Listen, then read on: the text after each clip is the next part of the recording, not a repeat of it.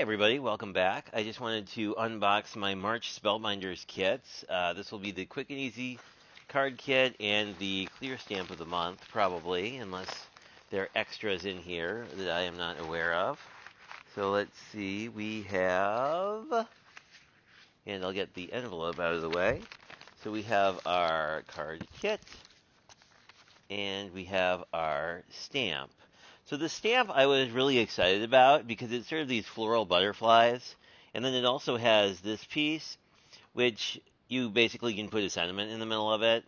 But it reminds me, Gina K did this in her fall, like whatever her Thanksgiving kit was, has a very similar stamp that I used in that faux leather card for Craft Roulette. So if you dig through my channel, you can find that.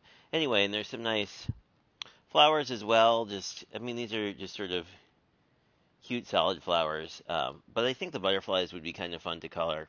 Probably more suited to like colored pencil or something that's more of a detailed kind of color. Although you could stamp them and then use alcohol ink or any other, any other product if you wanted to just sort of do like a wash effect. So we could do that too. That might be fun. Anyway, very cute. I think I'll get a lot of use out of these.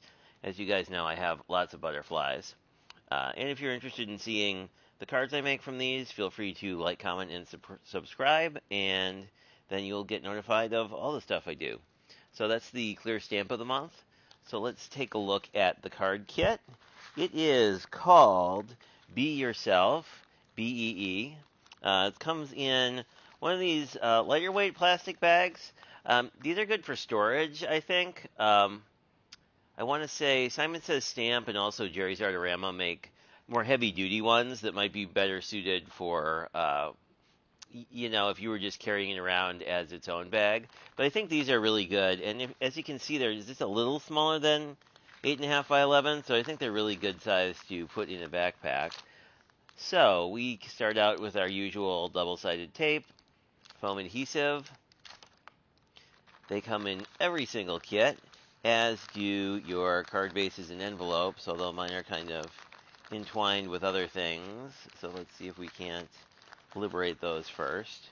Because really, it's like, let's get the standard stuff out of the way. So it comes with 8 card bases and matching envelopes. They are A2. They have a light, sort of textured finish, kind of like a linen, but they are paper, so those are also in every kit.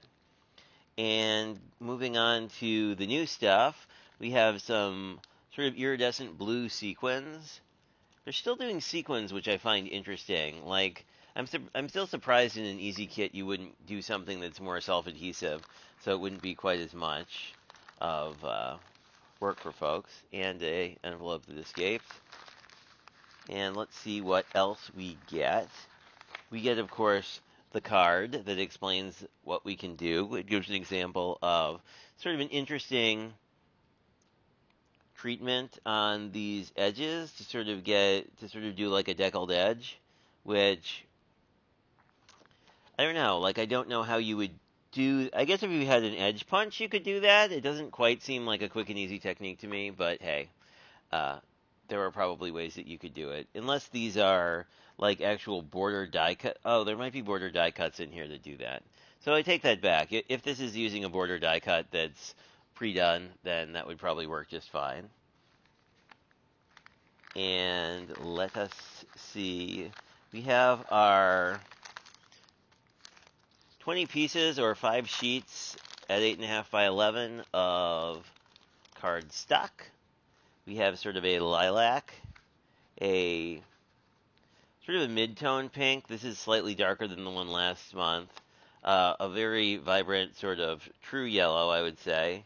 Sort of like a cadmium yellow. A nice forest green. And then I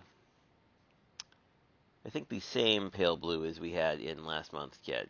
It might be a tone darker. I feel like these are a tone darker, and there was a very pastel color palette last month. So this is a little more vibrant, sort of kind of getting out of winter, moving more into like true spring, early summer, where you start seeing colors that are a lot more, they're still pastels, and they're still floral, but they're, just a little bit I don't know why I bother trying to put these things back in the thing, but just a little bit more vibrant.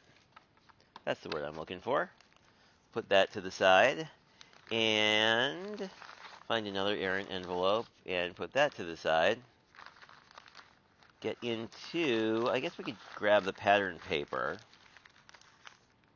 Next, I see some things that look like eggs, and if you do like using these if you'd like reusing these, one suggestion that I got from another YouTuber is you can just cut off the adhesive strip, and then it's a lot easier to put things back in here because you're not struggling with something getting sticky.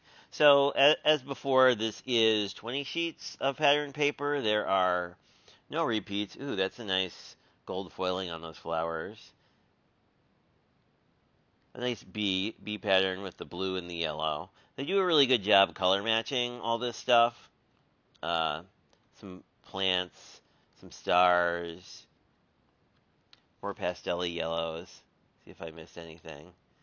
I think that's about it. It's a nice honeycomb pattern, if that's your jam. I feel like this kit actually would be really easy to augment with stuff from my stash because at one point, I want to say either Michaels or Hobby Lobby had a bunch of bee-themed die sets on special. So, like, one of them makes a cover plate for an A2. But in addition to making the honeycomb cover plate, like, you get a bunch of hexagonal pieces. So you could paper piece those and do interesting things. So I guess we can look at our die cuts and then look at everything else. Similar to last month, I would say if you're used to the old card kit, you're getting a lot more die cuts than you used to. Because in addition to sort of the normal ephemera pieces, as you can see in here, if you guys ever want me to pull one of these out, like, entirely, I certainly can.